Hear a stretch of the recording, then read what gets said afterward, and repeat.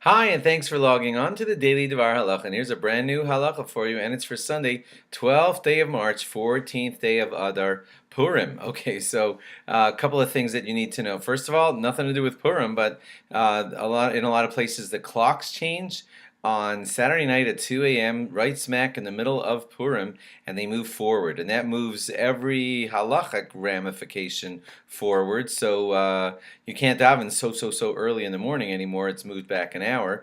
You have an hour more to say Shema in the morning. You have to wait an extra hour until you can say the earliest chance for Mincha. Like in Baltimore here, it's going to be at about guessing about a quarter to two. So watch for that, please, because everything has moved up an hour and it happened right smack dab in the middle of Purim.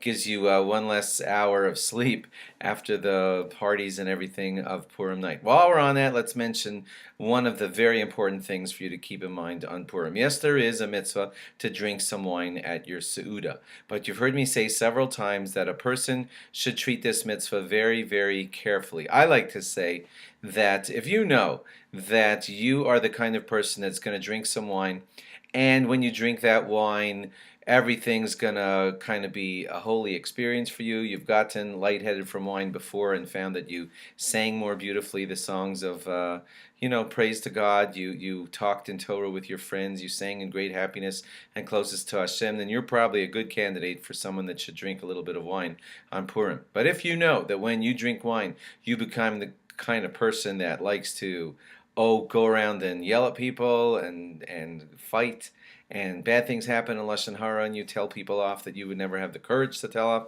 because now you're drunk, well, then you're not a good candidate to be drinking wine on Purim. What would be the point? So you could do more sins on the day of Purim? Certainly, you know God does not want that. So please bear that in mind before you go considering drinking wine on Purim. I keep saying wine, and I'm not saying liquor or alcohol, because the mitzvah is wine. There's no mitzvah for you to be drinking hard liquors. One of my Hatzolah friends tells me that most of the emergency calls that happen on the day of Purim happen because of people poisoning their bloodstream with too much alcohol, and that happens much more likely with hard liquor. It's not going to happen with wine.